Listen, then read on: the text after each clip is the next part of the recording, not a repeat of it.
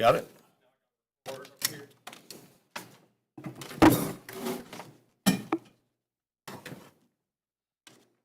All right, we're recording now as well. All right, we'll call the Stormwater Board, District Board to order.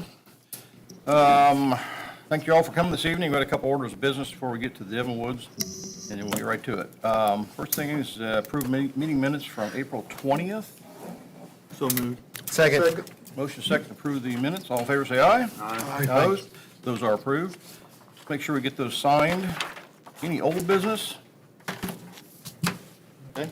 Got under new business, we have one thing, promise wedding BMP request. Yes. We still good for that? Yes, Tori Tripp is here for that, Right or there. there's some other folks here with her.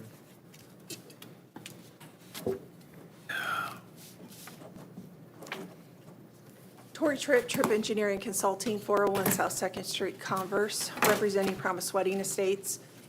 We are here tonight because we originally were approved for dry detention for our stormwater area, and we would like to switch that to a wet pond.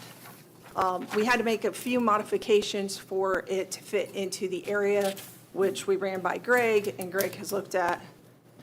And I believe he's in agreement with us on what would work. And so tonight, we're here to ask for approval to make that change. So as the board, you've never seen anything like this before, and the reason we're coming to the board with this request is our ordinance is very specific when it comes to wet detention, and some of the slopes and distances and depths are strictly required.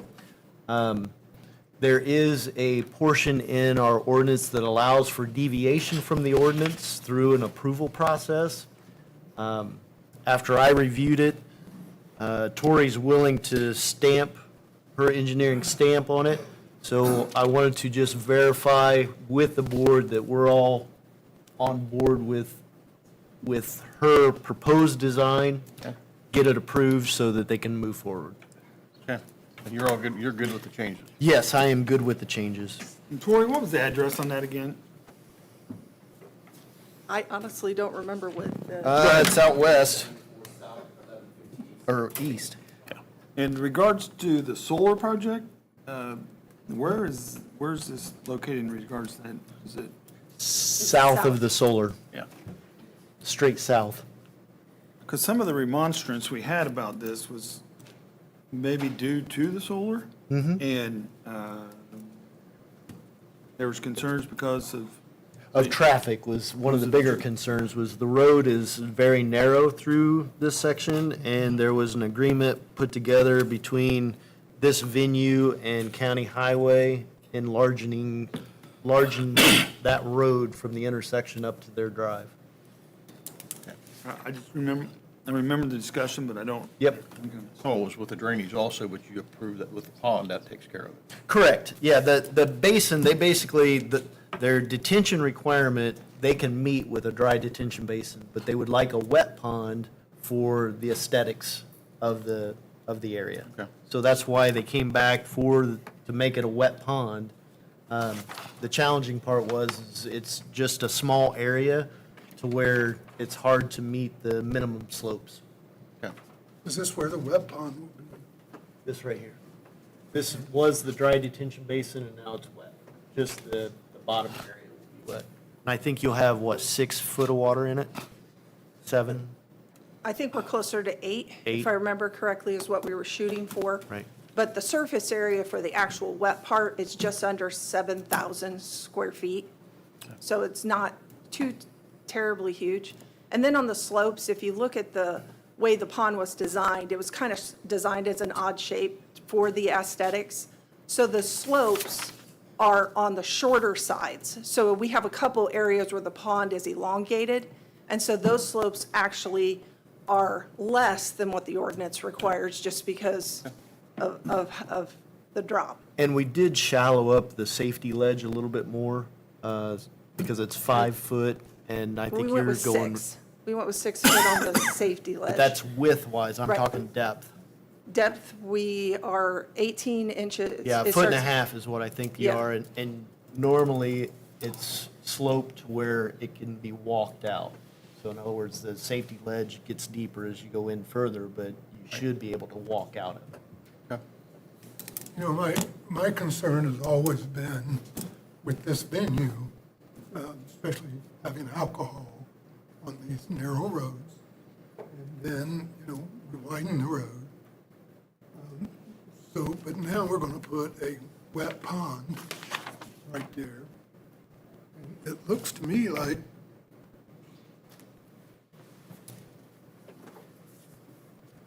This is your road.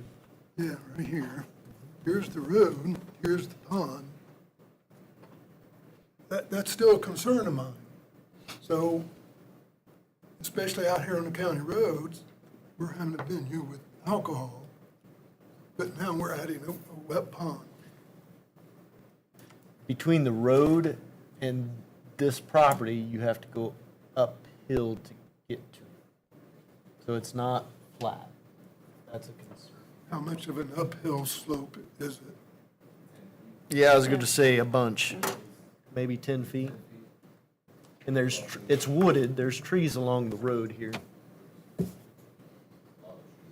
Small trees, how long will it take for them to come toward? They aren't small trees, they're 20, 30 feet. Yeah, they're pretty. That they're putting in. No, No, they're that's- right there. they're there. Yeah. Yeah, it's established. You know, safety's always been a concern. So, Just to help me understand a little bit, 1150 was what, was it 1150 that was widened? Greg? It hasn't been yet, but that's what's in the agreement.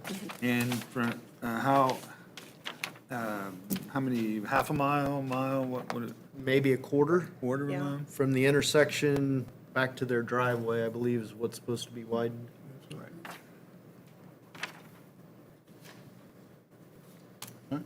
Any other questions? is there a need for this wet pond from a drainage? Drainage wise, no. This is strictly their request.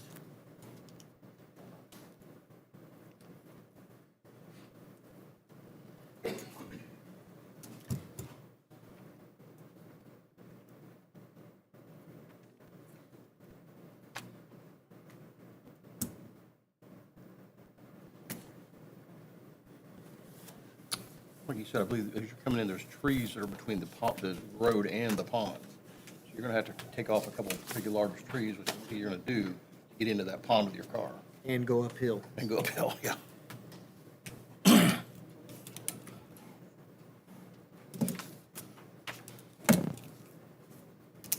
Pleasure. Is there any public speak out against, or against this? I don't necessarily know that there's anyone here from the public to speak on it. Is there anyone, are you guys wanting to speak on it at all? Since you're the one requesting it to be wet.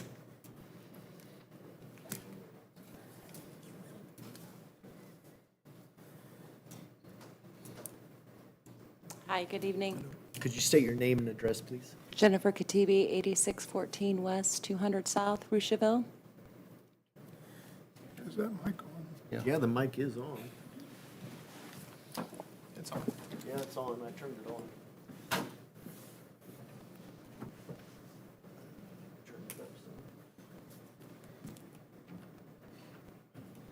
Maybe you're just like me, you're very soft-spoken. Hello, is that better? There you go. I'm short, too. I think it was too high. Me too. So the concerns of the pond, I'm sorry, I came in a few minutes late. I had a kid to tend to. So questions about, like, how high up it is from the road? I was concerned about somebody, consuming alcohol or whatever and then ending up in the pond with their car, but like he was told, there are trees between the road and the pond. It'd be almost impossible to go uphill through the trees to get into the pond. Absolutely. I've been out there and looked at it. Yeah, I have a Hustler lawnmower, and I can't even attempt, other than a little bit of the ditch from the road, before I would flip if I even tried to go up to mow or side to side to mow, plus the trees. So it is a pretty steep, you've got to Is there? hike up there. What is the reason for you wanting it to be wet? The reason is, we wanted it initially, but found out it was a detention pond with that, not knowing the difference, other than just, we're having a hole in the ground, there's a lot of trees, there's a lot of leaves, which doesn't mean that if it holds water, leaves wouldn't fall into the water as well.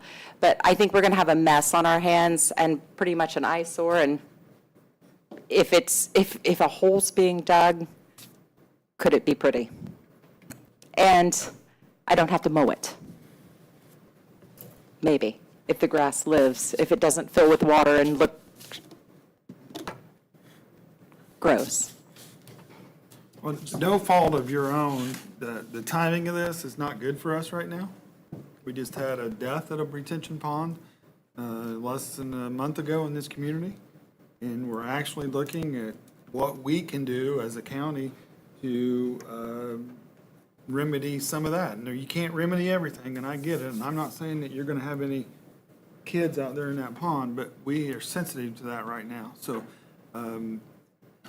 it's just a really tough one for us in my regard, allowing a change of this once we had approved it. But I'm listening. One thing that- My next question was, you're gonna have a lot of people out here. Some of those people are gonna be children. Mm-hmm. What are your plans to create a safe environment for this retention pond? So we will have cameras on every angle of the property. We will have, I mean, it's just like any tragedy that happens. I mean, I served in the Coast Guard for 4 years, very familiar with the drownings and the tragedies that happen, beachside, shipside. And you're right, you cannot prevent every tragedy, and I think we all would like to find a way, especially when it's in regards to children.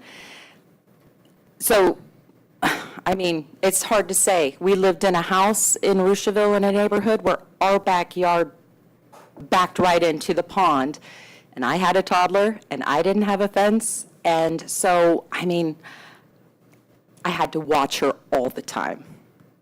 We cannot control if a parent watches a child all the time. The only thing we can do is our best.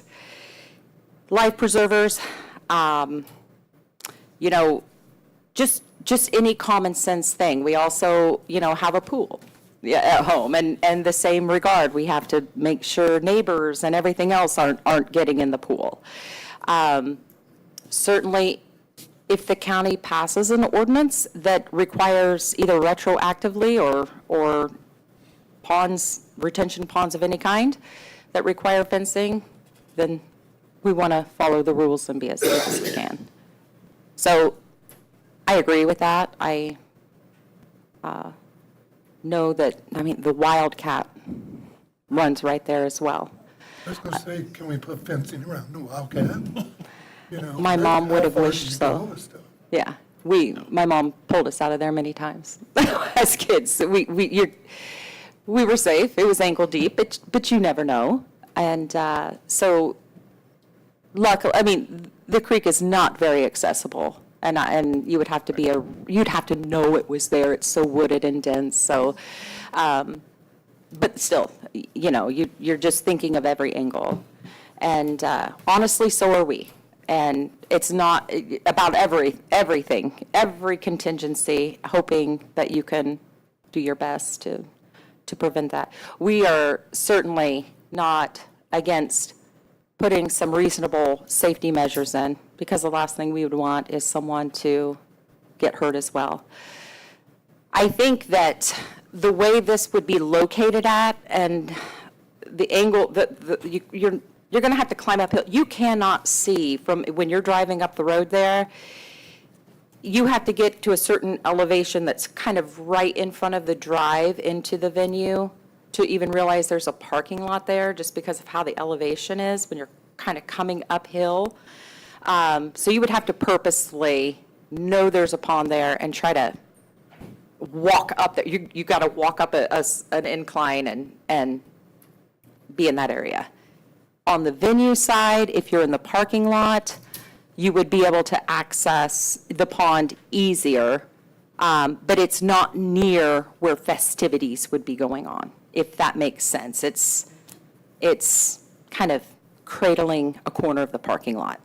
So unless families are out with their kids in the parking lot and go, oh, there's the pond, it's not where things are going to generally be happening at the venue. We've got the chapel in the back and the event building that's further back from that pond. Still not saying that someone couldn't wander, but we would definitely do our best. And these Greg, would, here's a question for you. okay. How's this going to be filled and drained, and is there a natural spring? Is there something there that's Stormwater runoff. potential for this just to be stagnated water? There is a potential for that, but I'm assuming that they would pump water into it if they're wanting it as a water feature. The plan is that the site's going to have 2 wells, one for the domestic water, but there is going to be a second well by the pond in order to keep the pond filled. The other thing I wanted to point out, just some quick math in my head, as part of our approval, when we came through Drainage Board with the dry detention, we have a 20-foot grass buffer strip around the pond to help with removal of sediment and that type of thing before it got to it. But when you drop to where our permanent water level will be, you're going to add almost another 15 feet. So from the edge of the parking lot to where the water level, you're talking that that's going to be roughly at least 35 feet away from the parking. And then if you look at the map, which I think some of you have, if you look at where the pond is, which was kind of up, tucked in the corner, because we discharge, because there's a big culvert that goes under the road right there. The actual event center and the chapel are on the other side of the parking lot, up the hill.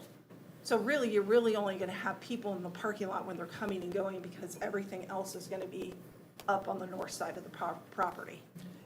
And the main concept here is if this was proposed during the original design phase, and it would have been a little bit bigger so that their side slopes would meet and they would have 10 foot of depth, we wouldn't be having this discussion. It would have been approved. But since they aren't meeting the design criteria of the ordinance, that's kind of why we're here, is because there's no mechanism in place to deviate from the ordinance other than going through an approval process. Is there concern about having this well now to fill this water levels in that area? Is there any concern? It's not a high volume well, so no, it's going to be less water than a home would use.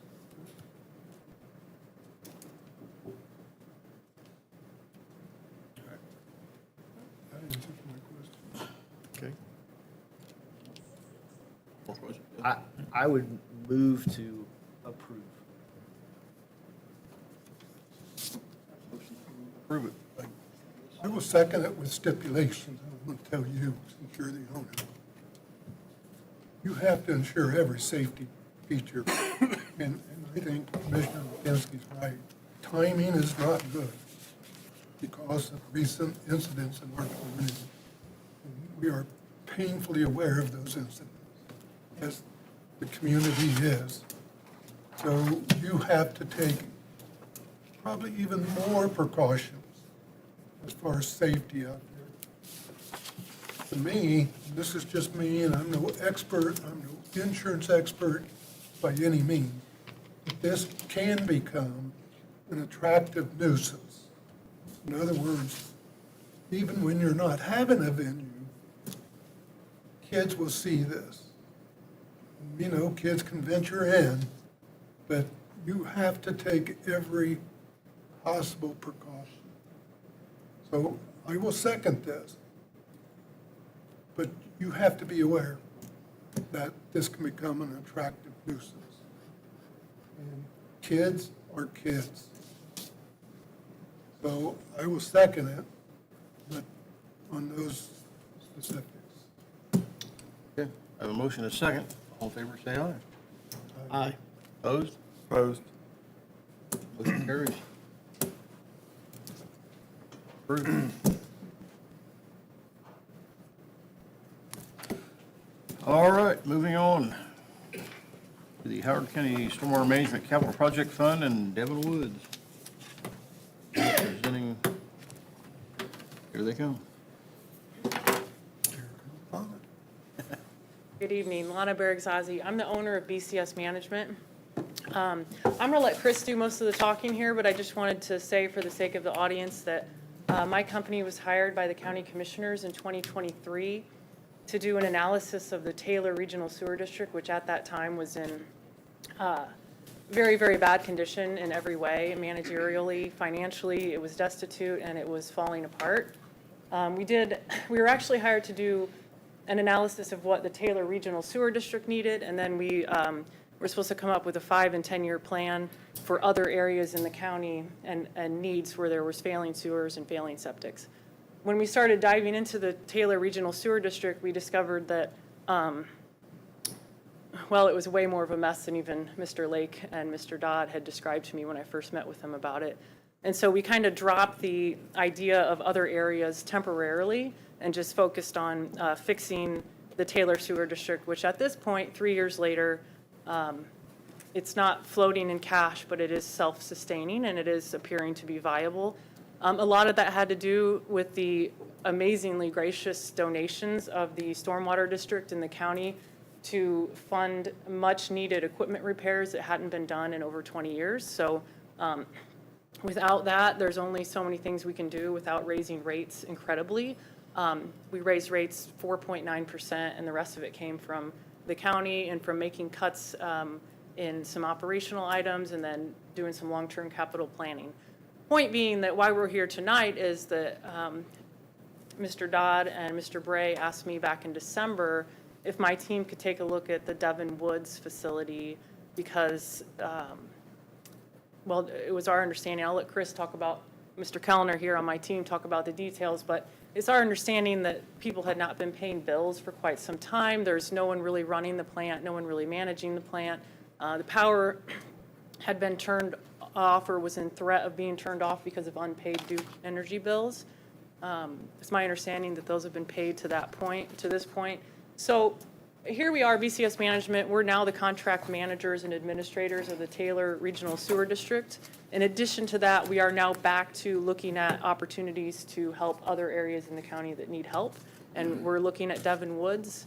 We put together a proposal similar to the one we put together for the county back in 2023 to just get to work investigating what's going on with the plant, what needs fixed immediately, what we can do to get it viable and turn it into an operating utility. That may or may not include combining it with the Taylor Regional Sewer District or getting it in a position where it can be continue to be operated privately or other options. But our proposal to the Taylor Regional Sewer District, which would be funded by the Stormwater District County Fund, was approved by the Taylor Regional Sewer District pending funding here tonight, would be to get to work and help repair whatever needs to be done to get, I assume everybody who's here, having sewer and not having to be concerned about issues of that not being operational.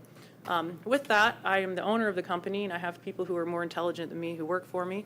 One of those being Mr. Kellner here, who's actually been on site and started doing the investigation. So I'm going to let him talk more specifically about Devon Woods, please. Thank you, Lana. I just want to share details and answer questions about the scope of work. I'll echo Lana's comments. It takes great leadership to make hard decisions, and I would just want to applaud all of you, Mr. Lake and the commissioners, for being proactive and thinking about the infrastructure needs of the county and making the right decisions to help fix things that need to be fixed and continue to invest in the county's infrastructure. That's a theme across the state. You're not alone in having these issues, and we work all over the state, and we don't always see that kind of vision, leadership, and proactive kind of moves. So thank you for doing that. Again, Lana, where Lana left off, we did go just to take a look at with our operating partner, who would be the one certified operating the plant, when we would be able to do that as soon as we have the authority to do that. They took a look at it. It was under about a half a foot of snow, so we couldn't see everything.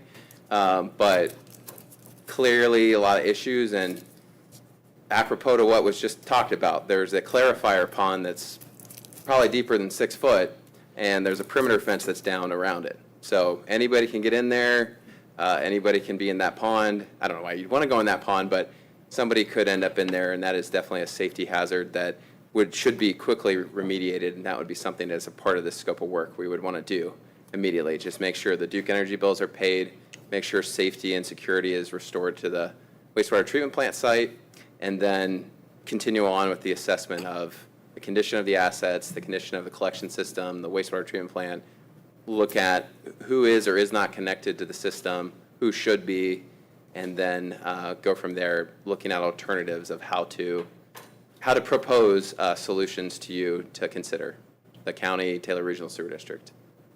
Any questions about the specifics of the scope of work or anything that I can answer to help just clarify? If we do nothing, what happens? Literally. That's why I want to hear. If we do nothing, what happens? Based on our professional opinion, just looking at it with our operations and maintenance team, and then just knowing running sewer utilities, what would happen is the clarifier wall is deteriorating. So the aeration basin and the clarifier wall, if that broke, there's no way to treat the sewage because you have to have that separation to be able to clarify after it's been aerated and partially treated by the bacteria that's inside there, gets into the clarifier, clarifies, then you kind of decant it almost to the pond to polish it and finish it in the pond, and then it discharges into the creek. So if that breaks, you just have raw sewage going into the pond, and then that ends up in the creek. And then, And that's saying somehow the bills keep getting paid, the energy bills. If that stops, the plant shuts down, and then every home that's connected is filled with sewage. so during the scope of your work, how many months will this take to get us idea of what's going to happen for these people? We put 90 days on it, but that's saying with a normal pace of acquiring documentation. Corbin King has already provided a large chunk of documentation that would be required. Like today, he just provided it. We've already been to the site. You know, if nobody had looked at this before, it would take, probably take that 90 days. I think we're going to be able to assess pretty quickly and say, these are the best alternatives, here's what we should consider doing, and propose it. So I think 60 days, but we said 90 days in the scope of work. It's a full year term because the minute that we have a plan that's going to work, we would want to start initiating that plan. Could you describe if we did nothing and it continued to limp along and failed, at what point, since this is a private utility and Taylor Regional Sewer District is a public utility, how that works? Or who does what? Would anybody do anything? So the Indiana Department of Environmental Management, IDEM, regulates all of the private and public, anything that's discharging wastewater. And so the Indiana Department of Environmental Management would be the one who's stepping in. They already know there's corrections that are needed. They've already pointed those out through inspection. The minute that their patience is out, they get into an agreed order with whatever, if it's a public or private utility, and say, you've got $1,000 a day telling you to fix this. And if you don't, we just keep finding you until it's clear that you aren't capable or you're not willing to do it. And then we pursue receivership, which is forcing, it's like eminent domain for real estate. You force the utility to be received by a competent utility, which is determined by a court, but IDEM would initiate that, and then it's Kokomo now must receive this sewer utility, or Taylor Regional Sewer District must receive and do all the things that you're going to have to do anyway, but now you have to do it because the court says so. So those are the possible outcomes that could come from this. Have you ever seen that occur in the state of Indiana before? Receivership? It does occur. I've read about it. I've never experienced it myself. Have you, Lana? It's happening around the state in trailer parks right now, multiple ones in Grant County, Madison County, and it's a mess.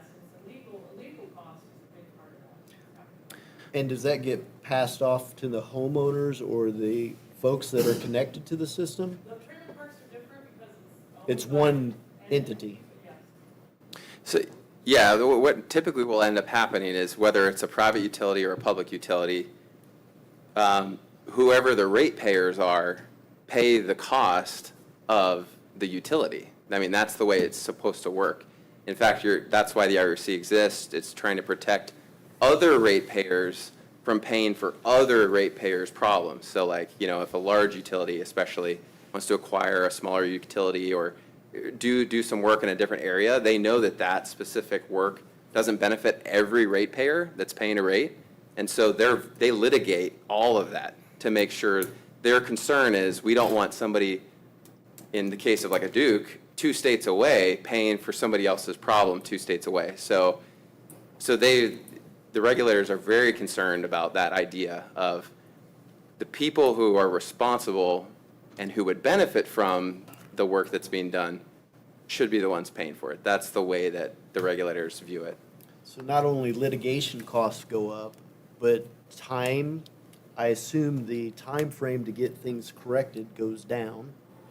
It once does you're go in down. So when you're receivership enforcing is just not good. And no, I have not, and he has not experienced it in any of the utilities that we're actually working on, but we have been reading about some receivership issues happening, and we actually don't even want to get involved in it because it's the state attorney general and IDEM, and everybody's got their attorneys, and they're being forced to remediate things, and it's very, very costly, and they have to do it quickly, and it's just a really bad situation. The point is that IDEM and the local health department's job is to protect the environment and the health and safety of humans. And so a failing sewer system and failing septics fall into their jurisdiction, and you have to fix it one way or the other. So this is I wouldn't exactly go so far as to call this a proactive way, because this should have been done years ago or been done by the previous the operators. But we're here now, and somebody has to do something. The county does not have to do something. The homeowners can do something on their own. They can form an HOA and pool together and figure out how to run a utility and find an operator. But we believe it's possible that it can benefit everybody to have the Taylor Sewer District take in the Devon Woods operation for economies of scale, where you'll have the same operators and the same administrators and the same billing clerk and all of that running the 2 systems. So anyways, all right, go ahead. Mr. Lake, could you explain to these folks, because they're probably, nervous, and I would be, and worried about their situation, that this is not unique to just Devon Woods, that we've got how many of these in the county that we're going to be dealing with? Sure. So back in 2016, 17 time period, the Stormwater District did a study countywide looking at all the wastewater treatment plants in the county, private or municipal, what kind of capacity they had, and then with that looked at the communities, the smaller communities that are unsewered. They're on septic systems, or they were postage stamp lots like Oakford Center and Hemlock that we created the regional sewer district for, because they're discharging their septics, go to a tank, and then that tank doesn't go to an absorption field, it discharges to the ditch. It's not a viable septic system. It's a failing septic system. So there was about 18 communities across the county, these small areas of this potential problem. And we have, I believe, there's 12 wastewater treatment plants in the community. Most of the private utilities, the private plants are functioning, but they're kind of like functioning like yours is. Not the best in the world. So there's a significant infrastructure problem when it comes to wastewater. They haven't been maintained well. They're all old, and it's time to do something to make it happen. And as the health department and as the stormwater district continue to implement our programs, illicit discharge programs, so in other words, we're charged by the state to eliminate septic discharges or sewage discharges to our receiving waters. So as we're out doing our work, investigating discharges, pulling water samples, when those water samples come back high with E. coli, we have to start tracing that back through the system to find out who's discharging it and make it stop. So this would be a huge problem because you have one pipe at the end of the clarifier that affects all of you. So that gives you an understanding of why this board is involved, because it's a massive part of our program. And then I'm talking a lot, I need to be quiet, but Mr. Dodd, President of the Commissioners, I didn't know if he could speak about, he was able to land some money, not just for this project, but for sewer systems across the county. And talking with, and Mr. Lake has an idea he'll share here in just a second. But when I was just listening just now, and then you're talking about receivership. Let me get closer. Talking about receivership, and I'm thinking, maybe that's not a bad idea. We make somebody else take on the problem, Kokomo, Rocheville, somebody. So it takes a while, but we make somebody else take on this problem. But then I hear timing is going to cost all these folks a whole lot more money if we do that, so maybe that's not the best idea. So that maybe we, as a board, we need to do something to help all of you. And this is what we talked about at the town hall that we had, that Greg and I attended. So, I sat here and my mind just wonders what can be done. And I think we're on the right track, like we've talked about, doing something, this company to come in and say, what needs to be done? I think that's the first question that needs to be answered. I'm no expert in it, so we need some experts to tell all of us what needs to be done. So I think we're on the right track, and it's apparent something needs to be done, because doing what's being done now can't go on. For the residents of Devon Woods, for the residents downstream, it just can't continue.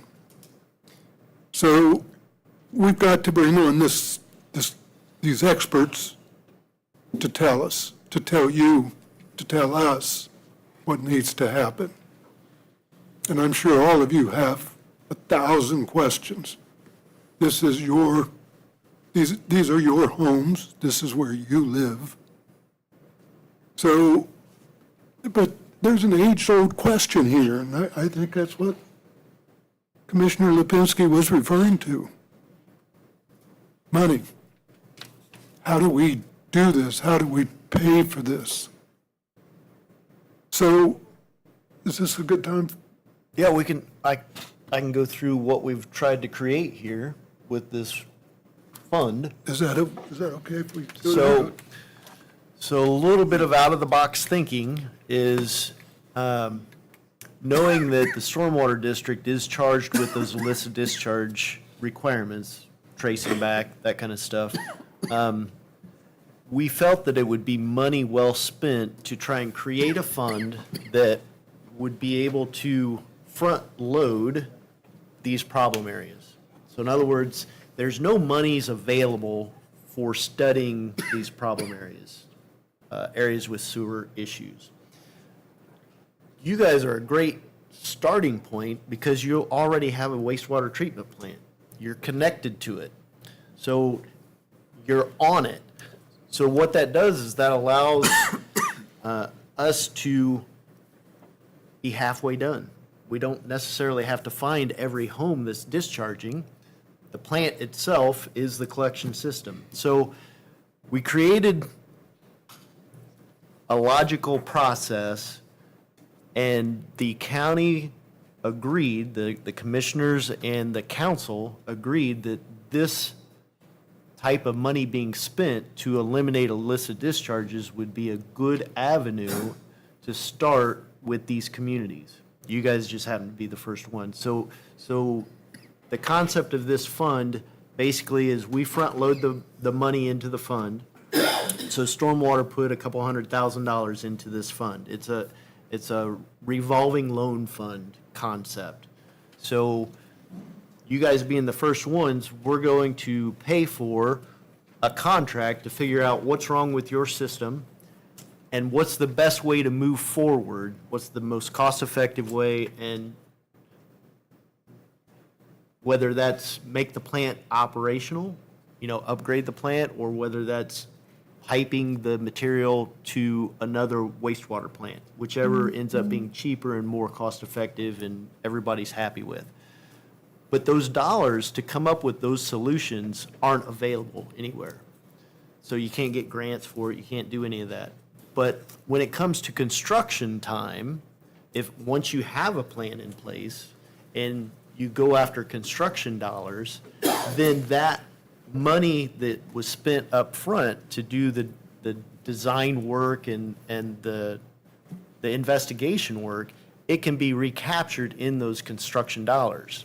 So we've created this fund and this concept through the county that Stormwater fronts those dollars, and if we get to construction, that gets rolled into the loans taken out or any grant dollars obtained, and that money that we put up front gets repaid to the fund. And that fund then is available for the next community that has to do the same thing. So you end up paying the bill at the end of the day. It's just you're going to pay it over a 20-year time period as you pay back those loan dollars for your construction costs. But this system allows us to slowly walk through our community and eliminate sewage discharges on a small scale, clusters of homes instead of individuals on-site systems. So that's kind of the mechanism that we put together to get this thing going. I don't know that it's been done in the state ever before. Are you guys aware of anybody ever doing something like this? We're trying. It's a great idea, but I don't know that it's ever been done. And luckily, we have a council and commissioners that are willing to work at improving our community in this concept. So that's what we're trying to do here, is provide those answers, and then that money comes back to the fund so we can do it again at the next community that needs it. Because I am aware of several. Now, Jack also has gotten some ready dollars that he applied for, a couple $100,000 that will also go into that fund, so that we can potentially do larger communities or multiple communities if this goes well. And I'm very hopeful that this goes well, because I think it's a way forward. But it may not. It may be, we're going to have challenges. We're going to have problems. But we're going to work through them and try and get you guys taken care of and down the road. Like Greg said, we haven't done this before. This is something the three of us are trying to help out the county, help out you guys, and make this work. We have to do something. You have to do something. This can't go on like it is. But not just you guys, not just Devon Woods. As Greg said, we have other communities in the county that's going to need work. So none of us asked for this, but the problem is there, and we got to figure out a way to fix it. And this is what we're trying to do. And the fact that you all are here You're trying to figure out a way to fix your community. And we want to try to help and do that. So to do that, we have to get creative. Bringing in Lana and her company is a way to do that.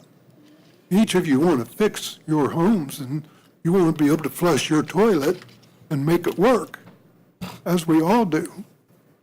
And we think this is a way to do that. Now,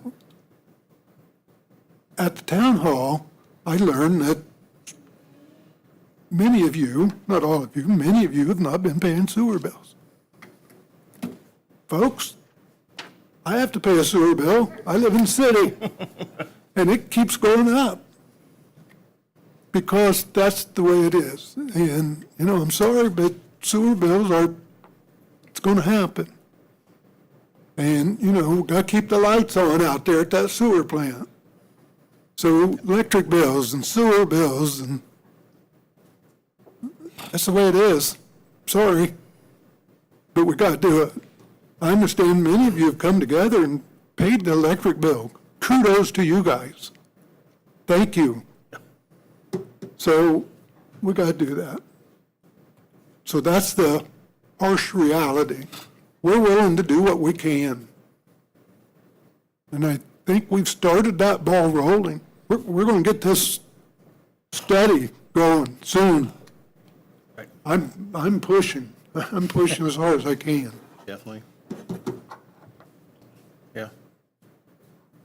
Can I say another thing?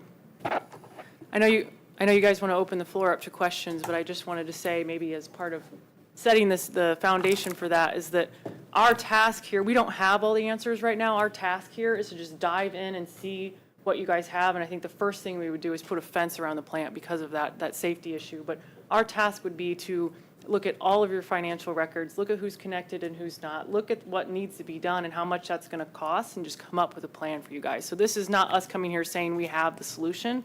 This is saying the county is willing to pay for our time to help come up with that solution. But we wanted to make sure that the residents are aware of that's what was going on.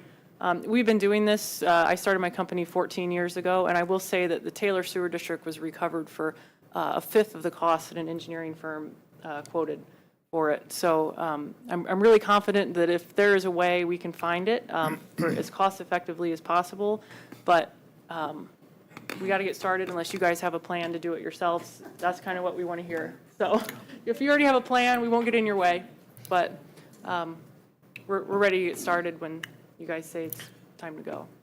So if, I I'm going to guess, say one more thing, and I'm going to shut up. I'm like Commissioner Lipinski, I'm doing way too much talking. But, you know, you guys, Devin Woods, very fortunate to have somebody like my fellow commissioners here who's willing to be creative, somebody like our county council who's willing to work with us, but to have somebody like our county surveyor, Hayden. These guys are experts, and we lean on these guys. We lean on them a lot, and sometimes we push them as county commissioners to help us out, and they help out a lot. So we appreciate, and I, as president of the county commissioners, I appreciate these guys so much that when I need them, they're there, and you should appreciate them. So appreciate our surveyor's office a lot. Sometimes Greg and I don't see eye to eye on things. that's why he's sitting next to me tonight. That's why he said over here so I could go like this. He said, Surely not. I can do that too. That's true. So thank only- you guys, Yeah. you know, for all your help. And so, I want to say something. Sean will be as long as these guys. Then you guys want to have questions with them. I've been involved in the Taylor Sewer District pretty much from the get-go.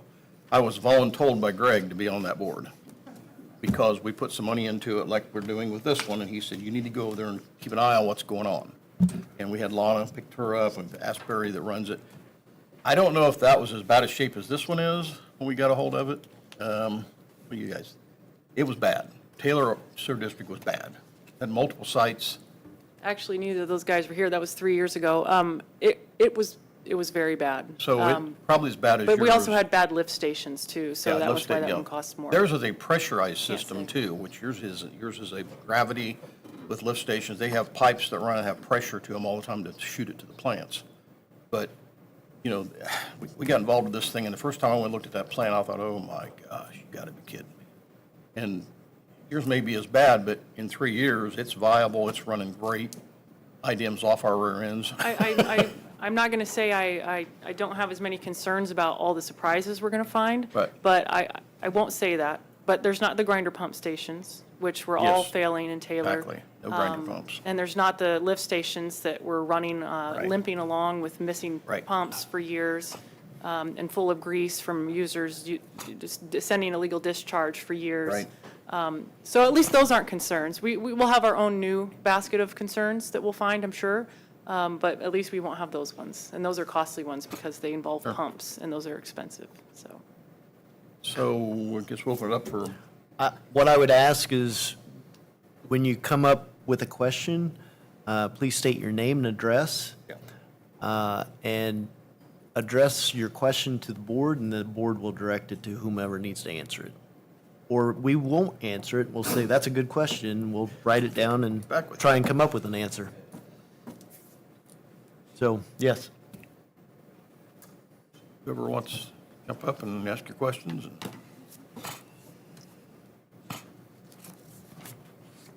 Yeah, my name is Ben Stroud. I've lived there for 8.5 years at 1200 Arundel Drive. My question is, in the meantime, while all this is happening, is there some kind of stopgap in place where if the pumps fail or something like that, it's not backing up into our system? Is somebody checking on it or going to be checking on it? Who's been checking on it up to this point in time? I don't know how long it hasn't been monitored. You know, that's my concern. I mean, I have a family, of course. I don't want sewage backing up and causing problems down the road, and I don't know if somebody's going to be monitoring this while all this is taking place. And what if a pump fails? What is the onus on us? I mean, I haven't paid a bill in 8.5 years, and it's not because I didn't want to. It's because I didn't even know who the owner was. we know that. Never we received know a that. bill, didn't know it got sold, didn't know any of that, So this is all new to us as of 3 months ago. So to kind of try and answer that, I may have Lana answer it as well. But during the investigation time period, we're planning on oversight of the plant. But once it comes to costs of what's immediate versus a longer-term problem fix, We're going to immediately, as soon as we start this, look for the critical path items that are going to, we know could just be a problem at any moment and get those fixed. We know it's the fence, but it could be other things. So we're going to get in there and look for other things that just need to be fixed and include that in the budget. Our study will be, how can we make this work long-term and come up with a plan for that? I understand about the fence, but I'm not, the fence isn't gonna be filling my basement up, No, I'm saying that that's the only thing we're aware of right now that must Yeah. be fixed, but as part of this effort, we'll find an immediate must fix, about to break things and get them taken care of. Right now, no one's doing it, there's no one. there's no licensed operator on this. For a Yeah, long see, time. that's crazy, but, okay, I just wasn't sure if there was a plan. That's why we want to get this group in there, like, Okay. as soon as possible.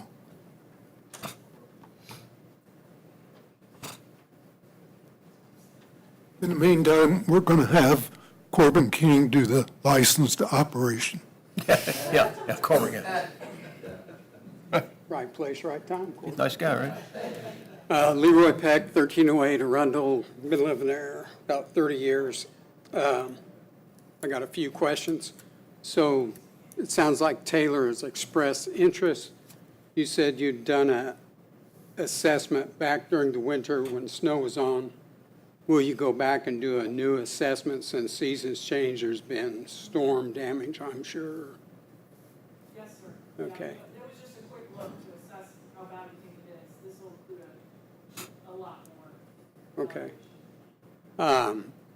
Next question, is it possible that the board will address people that are hooked up to the system with, as you said, Jack, about being responsible financially for this new project? I think as part of the investigation, Lana's team will determine who is and is not on the system. I know I've sent letters to a couple homeowners that are not on the system. And I probably didn't send some to some that are on the system. So that will be part of their oversight on who is actually on the system so that that count is correct. And then we can look at who else might be needing that in the overall area and how that would apply. I ask that because there's people in the community that's already kind of resisting. Sure. I'd like to thank each and every one of you for trying to help us find a way out. One more question, the existing owner. So since you're saying that things are going to, such as the fence, who knows what all's going to have to be brought back up? Is there any liability on their part, not just the community? Corbin, you can answer. That's another thing we're looking into, but we are meeting rights to do whatever needs to be done. It's free fixes for a facility, right? But does everything need to be free? Is there some liability? We're gonna look into that as well. We're just trying to solve the problem for you guys and sort out who's paying for what later. But using county funds to get a solution going. Okay, thank you. That's all for the I moment. would think first things you'd want to do is make sure we don't get the backup in the basements, the failures, get that resolved, and then start weeding out from there. I would like to, the gentleman that first spoke, in my opinion, would be this. Once Lana determines how many people are on the system, and we get an accurate count, and I can't enforce this, but I would think it would be due diligence on the part of the homeowners that are on it to somehow somebody start making them a minimum payments each month. And that could be a contingency plan for backups or for situations where something breaks, we're building a fund with some monies in it to fix certain things. That's my take on I it. understand that, but if we don't have anybody monitoring it that knows what's going on, we have no idea that. Once we get BCS in there and get them monitoring it, then that would be the step toward what you're saying, absolutely. Yeah, and I mean, we don't have a majority of us don't have I mean, everybody wants toilets, our home values would obviously be in the sewer with the. Sure, sure. So we don't have a Right. problem with whatever we need to do, but who's monitoring it to even tell us that something needs done, or that something went out, or that it's backing up our sewer lines, Yeah, That's absolutely. what I was talking about. We will, And how long has it sat like that where nobody's been monitoring it? Quite a while. A while. we will know that once they get started. And We the, have an operator out there very, very soon. Yes. To look at things. Maybe not tomorrow. I mean, possibly, it depends on schedules, but probably not next week to just start looking. Just knowing that somebody's checking on it, and it's not going a month or 2 months without somebody coming out and making sure everything's working properly. To give you context, we were at the Commissioners Conference in December. The next day, we were at the festival. Yeah. I was in the snow, and then so were Mike Gillespie, who runs all of operations for Asbury Water Tech. They run plants all over the state. And then they had their local person who lives here in Kokomo, who helps operate the Taylor Regional Sewer District. So Right now, I'm just watching for porta potties to start going in the plant, It took 7 So- months to figure out how to pay for it. That's what happened. So we don't push much, but, tomorrow's a holiday, and I understand. But Monday would be good. Yeah. Yeah, I think we twisted Chris's arm at the conference. now I would like to Look at it. address something you said, Jeff, as far as collecting funds. It's a great idea. The challenge that we face is legality-wise, whether that can be done Absolutely. because of how the private utility has not been maintained or the paperwork has not been done correctly. I'll let Corbin speak to this since he's the one that had the conversation, but to my understanding is he can't collect a sewer bill because they've never done a rate study since the change of ownership through the IURC. That's what I understand. Whether that's accurate or not, I'm not 100% sure, but there could be some challenges with doing that. I just wanted to throw that out so that you understood that as a That's wow. possibility. That really is, Corbin, you got your hands full. Yeah. My name's Carrie Stroud. I live at 1200 Arundel as well. Obviously, we know about the electric bill, and we all have tried to put money together. We have been collecting. We're pooling our money, not collecting a bill per se, so we're trying not to get into legal trouble. But we have a spreadsheet of everybody that's paid. We have this month, last month paid for, all the back bills paid for. We have enough money to pay this month and possibly next month. But again, most people are willing to pay. There are some holdouts that refuse and say they're not going to, and they've talked to the county before they bought their house, or they've done this or that, and they were told they never had to pay a bill. So we have those issues, and obviously, we're just a neighborhood pooling our money, so our electric bill gets paid. I do have a couple questions, and it may overlap with what Ben had asked, but until the ownership changes, and I understand that once the whole consultation thing starts, who is legally and operationally responsible for maintaining the system and responding to failures, and how can residents verify that the system is being properly monitored? Excellent question. You want to take that one, Lana? You might as well stay up here. I cannot answer who will be doing that during the study period. You've got to figure out who we can put in there and how much it's going to cost. But during the study period, we are going to have an operator handling things. We're going to be setting up, we're going to be figuring out how to do this, but it will be operated during the periods that we're doing the investigation, so you guys don't have to plan for it. That won't be a long-term thing because we're going to run out of money doing this study, paying certified operators and all that kind of stuff. But immediately, someone will start taking care of your system. How can we verify it?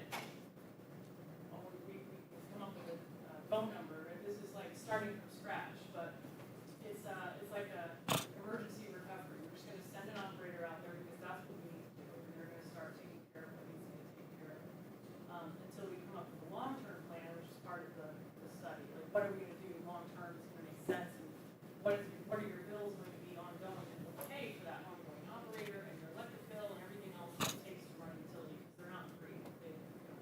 Like any business, it costs money. I've got a question for Corbin and Alan. I guess you guys talking just made me think of this. Are we okay to do this legally? Yeah, absolutely. I mean, it is a private, Yeah. and we are hiring somebody to go in there. Okay, looks like he's got a legal opinion right there. I got it. Yes. Okay, I just wanted to, just made me think of that. It's like, we better make sure we're okay here. Yes. Answer that, what else you got? Sorry. No, we took care of that before the meeting, so that, yeah. So you have the legal right to handle what needs to be handled. We've done some things prior to this meeting. Okay, sorry to interrupt you, but I just thought that was an important question. Okay, my next question is, if the consultant discovers a serious problem next month that threatens service or public health, what authority and funding mechanisms exist to address it immediately rather than waiting the 2 years for the whole takeover thing to happen? And I assume that's the rolling fund, if I'm understanding? That's what we're, Hoping the for? loan that we're providing to Taylor Regional Sewer to investigate this should run the plant during their investigation. At the end of that, I don't know. If it fails while we're in the middle of that, we're What if gonna it's like fix right it. after they're done? It's not gonna, we're not gonna let it fail because we're gonna address any immediate health hazards or problems of the plant. Okay, so what's the next step? What do we need to do to make it all happen? 'Cause Get her hired. Yeah, Can you do that now? I mean, basically, that's what we're doing here tonight Ready to is, go. I don't know about you, I prefer to be able to pay my employees with dollars instead of clapping hands, so, Can we do that? we just need the authority to get started and then. and that's what tonight is for, is to get questions answered and to enter an agreement with Taylor Regional Sewer and Lana's group. One thing real quickly, so that, and I'm not trying to give any kind of government lesson tonight, believe me, but the reality is this, is the commissioners, we get handed problems similar to this, or building a new jail, or whatever it might be, they're handed to us, and then we got some guys in the back and they can raise their hands. Mr. Faulkner's on the county council, and Mr. Maple is the county council president. And then we go to them and say, guys, you got to find a way to pay for this, because they're the council. The council does the funding of the projects.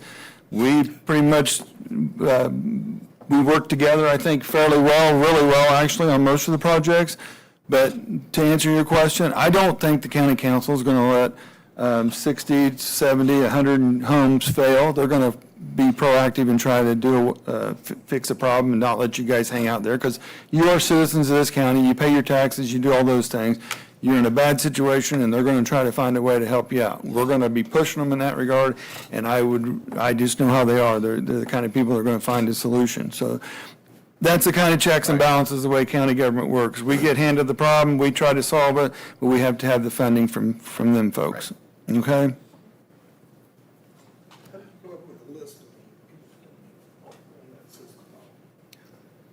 People that have lived there for a long time. Hold on one second. Could you come to the mic and state your name? My name's Bob Lashley, 4717 North Parkway. I'm not on the system, and I've got a receipt here showing where I had my septic tank pumped 4 years ago, and I don't know what else I need. I'm mainly here to get off your list.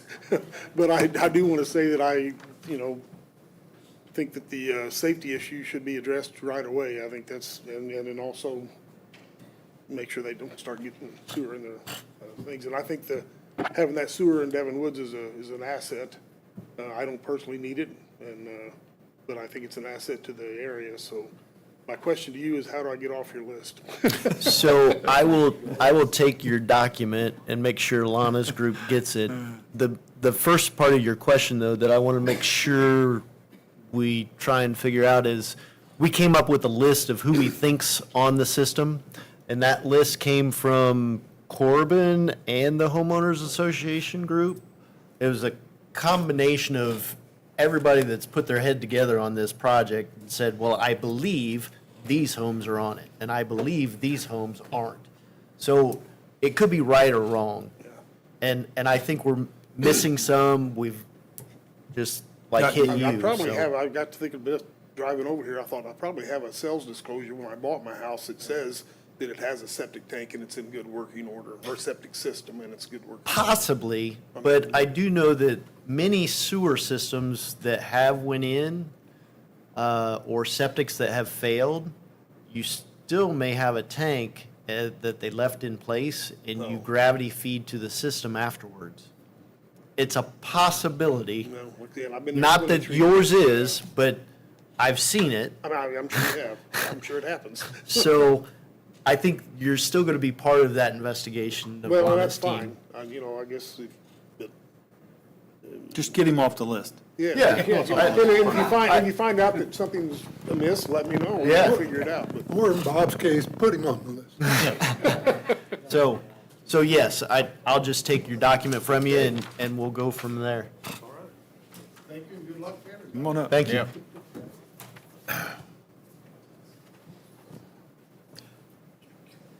Sean Hayes, 4601 North Parkway. I do not know whether I'm on the system or not. However, I would like to know for my own self, and I'm sure there's plenty of people in here, what the capacity of the system is. Is there an expansion proposal that could be made? And also, I think maybe an informational pack could be sent out to everybody. Sure.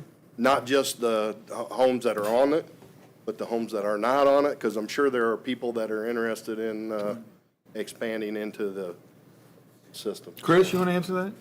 It's a 27,000 gallon per day kind of system, and it's the current utilization we don't know. So we don't know how much is being used, but that's the design flow of the system. Okay, so approximately how many homes? Depends on how much the homes discharge, but they normally use the 310 gallon per day measure, which is way high because most people have low flow appliances and water saving devices. But 310 gallons is a pretty conservative estimate. So 87 homes is kind of what it is designed at. But you can handle twice as many in the normal flow rates like that. because I did make some phone calls and I talked to Mr. Lake himself. You know, there's no back records on my property. I'm sure that's the way it is on a few of the other properties. So there's some concern there, you know, in my point, because I had made some other additional phone calls after talking to you, and it appears that I have a 1,000-gallon tank, which is under capacity for the house size that I have. Okay. And there may be other people that, you know, would like to know that. Sure. So just if we, you know, can get an informational pack together. So one thing that I want to state here tonight and make sure everyone hears this is step one to this project is to take care of the homes that are on the system. Step two of the project of the investigation is how can we help the entire area? Is there a way feasibly to move forward to expand the plant, to ship it somewhere else, and still provide an opportunity for those that aren't on it but have a failing septic system to get on it? So that will be part of the conversation. It's just not the front runner of the conversation. That will be more of a follow-up type setting. Totally understand. I'm concerned about also, you know, my neighbors. I'm not paying into the project. Correct. But I feel like I'm kind of cheating them if I don't pay into it. I'm sure at some point when you want on the system, you will get to pay your fair share. Well, if I am on the system, I don't feel that it's my responsibility at this point Right. to pay if I don't know, you know. I Right. mean, that's what I'm getting at. That will be one of the first front runners is what homes are actually on the system. Very good. Yep. We have to take this by steps. Thank you. Tonight's a good first step. It's great.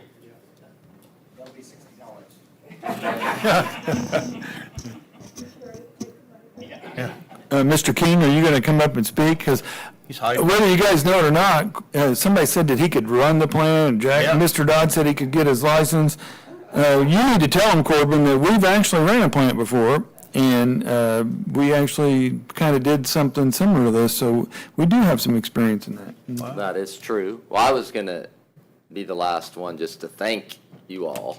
And again, I think at the town hall I did mention that when you are town attorney for Rocheville or you're on town attorney for Greentown, city council attorney, you learn these things that they don't teach you in law school. So yes, the town of Rocheville, dealing with New London, I was on the ground floor of that. And what's that been, 20 years now? Probably. And it was a long road, but the county came and just like you're doing now, lifting up Rocheville, New London, then Rocheville looked at New London. You know, that's a little town down the street, but they're our neighbors. They, as you said, Jeff, these citizens of the county. So, yeah, when I did not represent Mr. McIver in the sense of buying this. This was put on my shoulders too, but certainly I need it completed for Mrs. McIver, but also all of them. And there's several of my clients that live in Devon Woods. But yeah, I think this is awesome. I've been dealing with the folks over here, very nice, but it is, I mean, it's a day-to-day thing, and we've been working on it for some time. Did I get an email from Item attorney yesterday? Yes, I did. Oh, boy. What's going on, Mr. King? Give her a call. They're thrilled. I mean, everybody thinks Item, and they can put the hammer on you and do a receivership. And yes, I have been a receiver, not for a utility, but for several companies over my career. So I'm thankful for them, too, that they are realizing that we are putting forth the effort and not forcing into receivership and costing a lot more money to the citizens. Time is of the essence. We're ready to get this done now, so I'm totally enthusiastic about it. Thank you for whoever is contributing money to help pay the bill. Yes, that is so awesome. I appreciate that very much. So yeah, whatever you need from me. We've had the conversations. I had my packet ready, so they're authorized. Everything's ready to go, because I'm part of, hopefully, the solution too. But no, I love it. That's why I like Howard County and Kokomo. People do work for the good. This is how government is. Everybody complains about government. I've seen it work a lot of times here in Kokomo and Howard County, and this is just another instance. So yeah, thank you so much. And that's really what I was going to come up and say at the end, because I'm as thankful as they are, because that needs to be taken care of, and my client needs to have some peace of mind also. This is not any fun you're going to be fined $25,000 a day, things of that nature. So thank you again. Thank you, Any Corbin. questions for me? Thanks, Corbin. Oh, please. I have a question. So if all this funding goes through and we do all the study and start fixing up the sewer system and all that, or the sewer plant, the estate no longer has possession of that, correct? We're not gonna fix it up and then the estate can as a private entity, can then sell it somewhere else, correct? We haven't talked about that. It's a good I just question. wasn't sure what the ownership was. I don't want to put all this effort into fixing it up just for the estate to take it and then sell it and profit off of that after the fact. So somebody else, in my opinion, needs to take ownership of it, whether it needs to be donated to the county or whatever needs to take place. That's a double-edged sword. Yeah. I will agree with you 100% on that, and we got it. I'm not going to put taxpayer dollar in this place just to have Corbin's client turn around and sell it and make a profit. Yeah, so whether we need a contract or something like that, I mean, I don't know how long. Working on that. How long ago did he pass away? 2 3. years ago? Like 3 years ago, so this has been sitting on the back burner for 3 years. We just found out about it, 3-4 months ago. So, I can tell you that I will fight that 100%. yeah. I think Corbin's working on that now, trying to get that. Well, but I mean, this is 36 months later. Well. We found out about it 3 months ago. Right. Well, So, that's kind of like, I think that's what happened. That's what happened to me. I found out about it because I have family that lives in Devon Woods. So, And I got a call from my uncle, and he said, "Hey, do you realize this system out here is crap?" And I go, no. And I go to Greg, and Greg's like, "Yeah, we're looking at it." And then things got to rolling, and here's how it happened. So you can thank my uncle who lives out there for making it, but I'm not going to throw him under the bus. He's in this room, I'll throw him under the bus unless he wants to identify himself. So we'll just stop here. I would say let's. Okay. So Corbin and Alan's going to help us with that. Yeah. Alan's gonna check he's gonna check. Yeah, let's get that. That will be something we'll look Definitely into. make sure I don't want the county to take ownership of this plant until that time is needed. So Right, Corbin? I agree with what you're saying, but we need to, we just need to work through that a little bit. Something needs to be drawn up where we're not doing all these. Oh, absolutely. Exactly. I'm with you. The county attorney is Mr. Wilson, and he's Yeah, we'll work on fully that. aware and working. Thank you for Valid bringing that up. point. Thank you. So along with that, Corbin, you also know about the land that goes along with it, that was bought separate from it, but shouldn't that go, be an asset that we can use that money if it's sold toward the, it needs to go up for sale so that money is not an asset going into her estate, it goes toward the sewage plant, because Does she have this listed for sale? Well, as we talked about before. For $1? When I first got into this, there was a buyer for Forest Ridge and there was a buyer for Devon Woods. And that exploded, Not the plant, the so. parcel of land that's not. No, I know. I'll get, this was for the plan. I'm giving you historical, what comes to me. So Forest Ridge, luckily, their homeowners came in and took over Forest Ridge, and so I was able to get that to them. And did they pay the estate any money for that? No. She made $0 on Forest Ridge, all right? This is a big deal. This is expensive. This isn't, so one of the things that you want to do to make sure that you're helping out, that we don't want to have a windfall to my client. Yeah, I get that. I mean, that we're going down a path that, for me, I guess I could sell it to you all. That would be great. And then you guys have to come up with a way to run it. I don't think you want to do that. I think this is a great viable option for everybody. So this isn't something that is a moneymaker at all. And you can, look, again, Forest Ridge sold for $0. Nothing in the estate. So yeah, if we get the land sold on the back, I don't know if that land should be used for the utility. That's something that they can tell us. But yeah, but that money, that's her land. If someone wants to buy it, that does go into the estate. You are correct. But that amount of money that we're going to make on that's going to be a drop in a bucket to try to help the sewage facility. And so what I want is the sewage facility to be viable.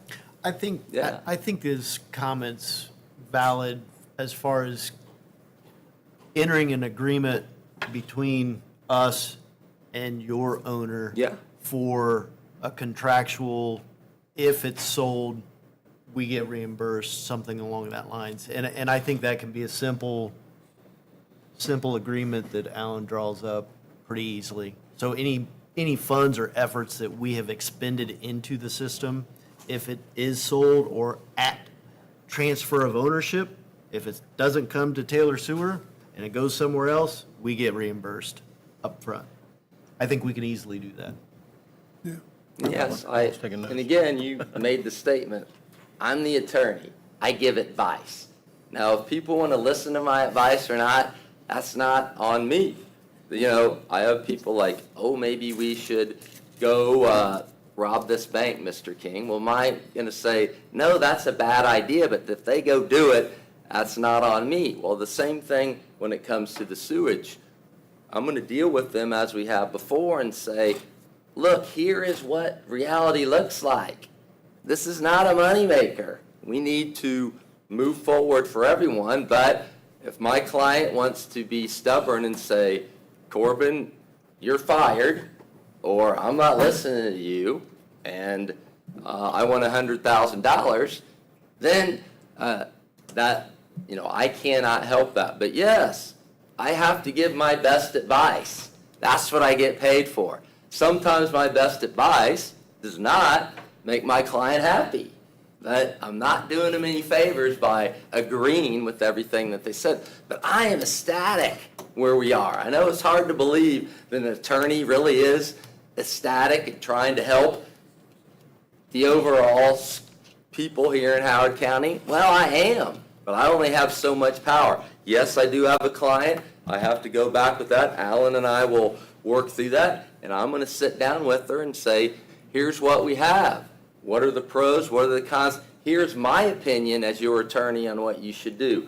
End of the day, it's her call. But I am very optimistic that things are going to work out okay. This isn't something new that we're doing. This could be the first community. You all are number one. That's awesome. But then we have these other people I know in town that have a similar problem. Man, this is great. Then all of a sudden, the state of Indiana has learned something from Howard County. So what we've done today has gone and helped so many other people beyond us. Man, that's the best. That's our best outcome. So yes, I'm all in on trying to get this resolved. I'm all in, and I will do whatever I can to make that happen. But my hands are tied with my client, but I would be very surprised if things didn't work out. I would be surprised. Well, Corbin, I think you and Alan understand what Yes. our concern is, so No, you that's a guys can great question. work on that. Yeah. You and Alan can work that out. Yeah. I followed your advice for 22 years. That work out is for you? true. You did. How'd that work out for you, Joe? So, Is there other public comment? any other public comment? Anybody else want to speak? I mean, Corbin's, I think, done. Yes. Frank Faulkner, he wants to come up and talk.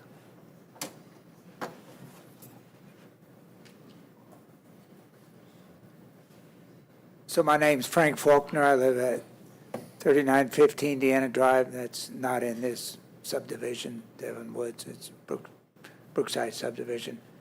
My comments are, Greg Lake has done a remarkable job, in my opinion, in creating a framework for how to solve a problem. And I studied engineering, I studied electrical engineering, but I knew enough that wastewater runs downhill. And Greg, I think, has done a very good job in creating a way, a mechanism to find out what are good steps to do.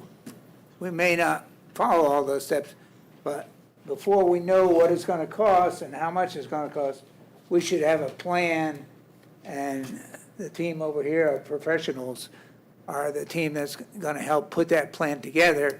And I think that could be almost a prototype for what we do in other communities. So I just think another thing that Greg brought to my attention is you got to be concerned about the values of the homes there.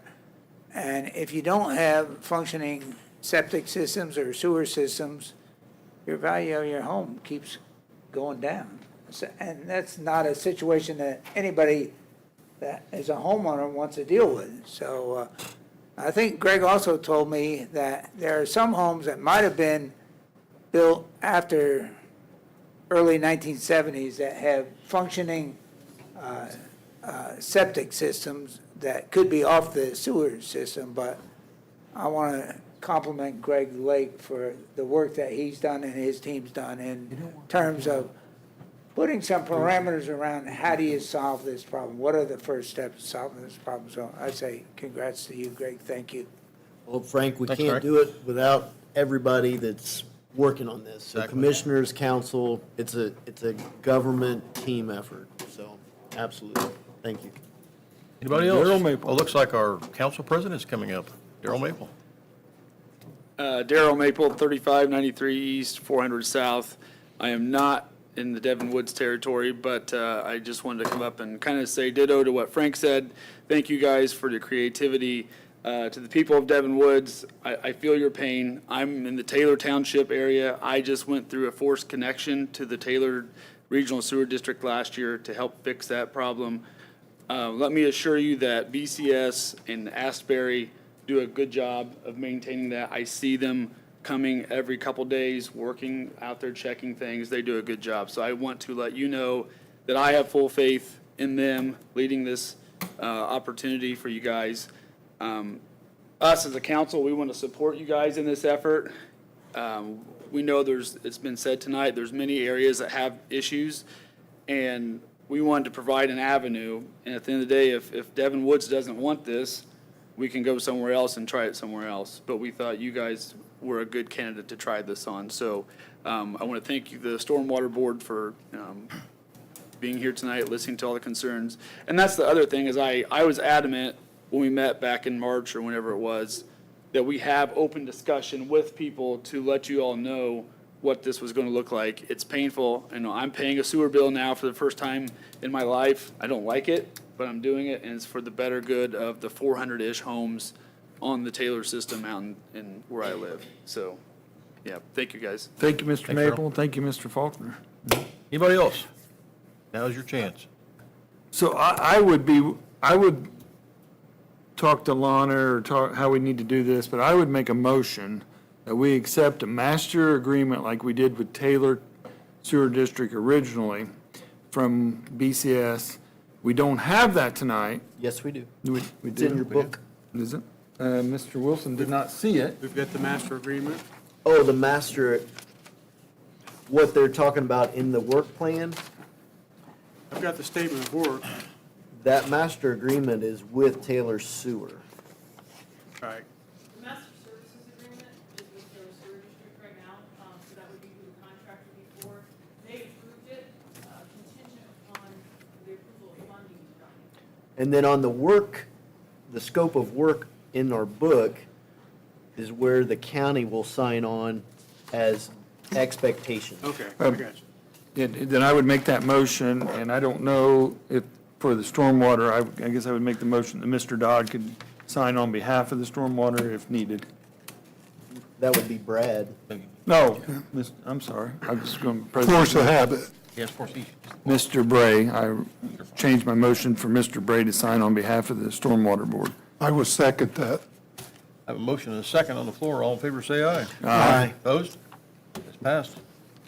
Good to go. So Lana, now that that's passed, Monday morning, Should be out there with the boots on. You can have your hip boots on, be out there Monday morning, Thank right? you, guys. Thank you all for You won't coming. be, but Yeah, we gotta call for adjournment yet. Oh, motion to adjourn. So moved. second. Motion and second to adjourn. All in favor, say aye. Aye. Opposed? We are adjourned. Yes, thank you all for coming.